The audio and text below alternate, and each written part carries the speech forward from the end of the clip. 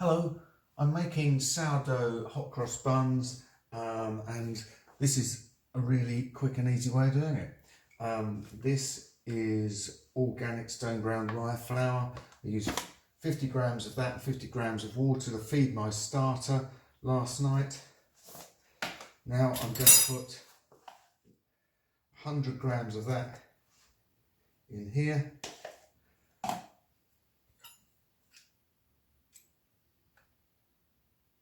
To be accurate, it's all about the accuracy. That is bang on.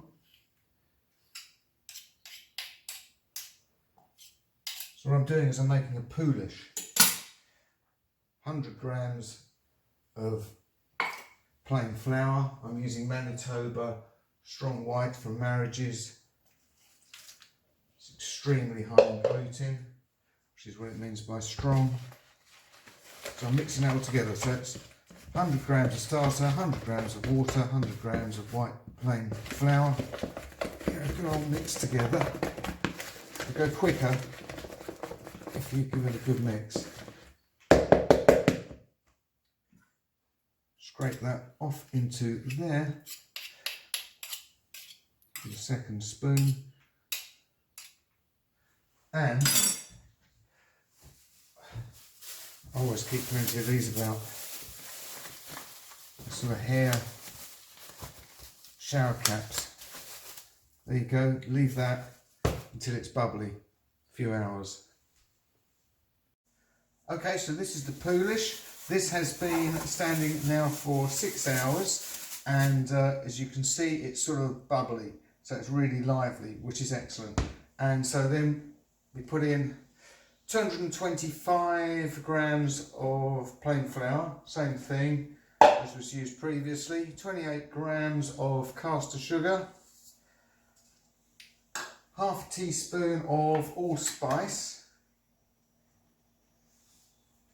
Oh, that's a bit too much, so never mind. And a dash, quarter of a teaspoon of cinnamon. Don't want to overdo the cinnamon. 125 grams of sultanas.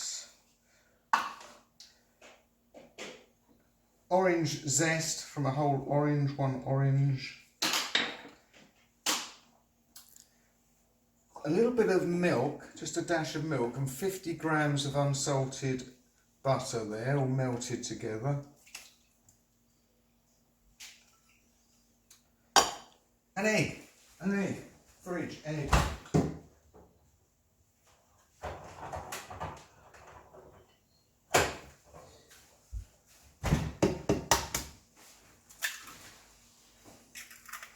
And I'm going to put in a little bit of fine sea salt as well. Now, I'm going to mix this up.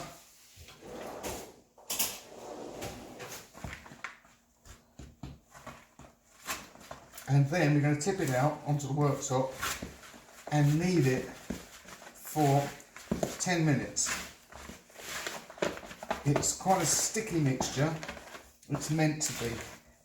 10 minutes, you can't really overdo the kneading.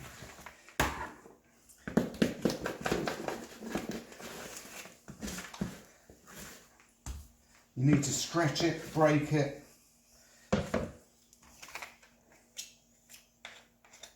And it's going to get messy.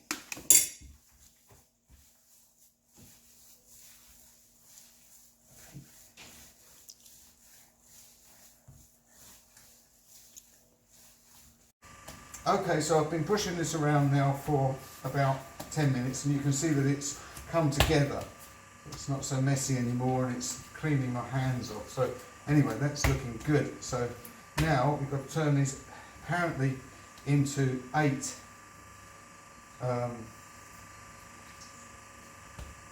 cross buns. So I'll get that into 2, that into 2.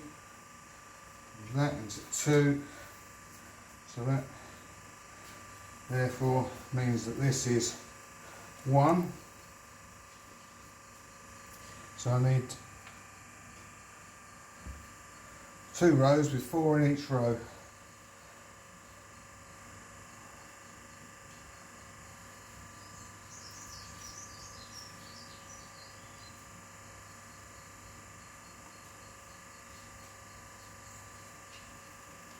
It's very scientific.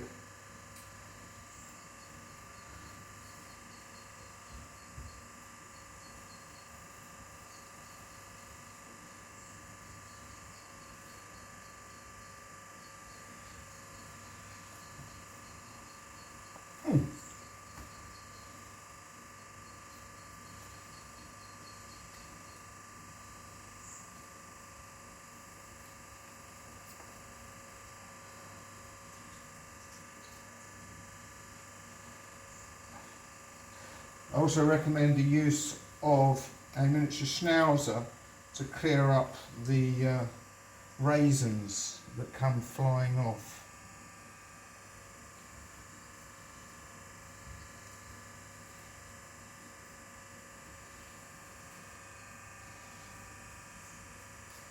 Now, I'm going to put these in my small oven, which I've just made a little bit warm, because that's the most suitable place I can think of out of a bad selection of unsuitable places.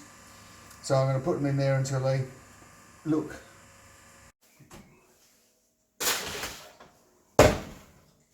So these have been in here a little bit over an hour, and I must stress that they're not, the oven was not on. I had it on just a little bit previously to make it warm. And now my glamorous assistant's going to come in and put the crosses on. Now this is just a paste made of plain flour and water, and when done professionally they would have done it all by now, twice over.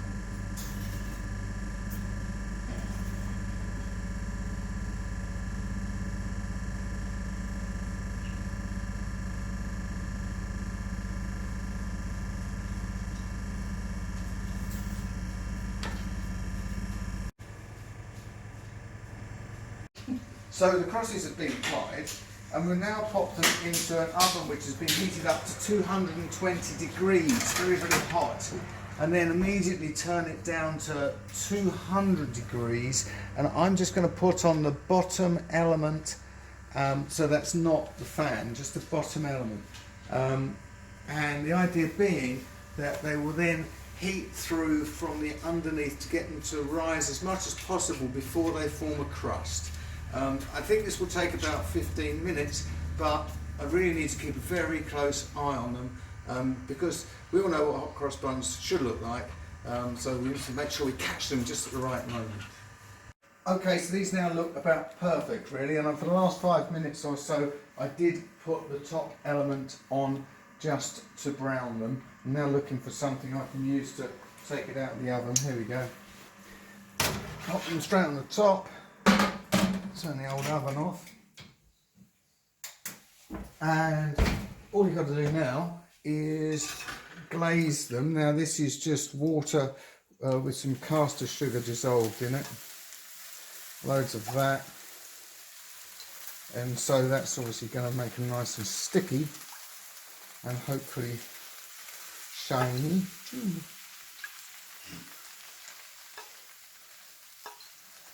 I might revisit the glazing after they've cooled for a little while, see how they look. They should put them on a rack apparently, but I'm not going to at the moment because I'll burn myself and get covered in sticky. They should be cooler, but they're not, and we can't find a wire rack, but I have a certain customer who's really looking forward to trying one, so there you go. Now you tell me, does this look good enough? I don't think presentation wise that they would win the church competition, but I think they're good enough. I would toast them, but as I say, very impatient customer, so we're just going to put some butter on there. Looks like I need some butter, and I'm actually going to sort of just try it for her. That's really nice.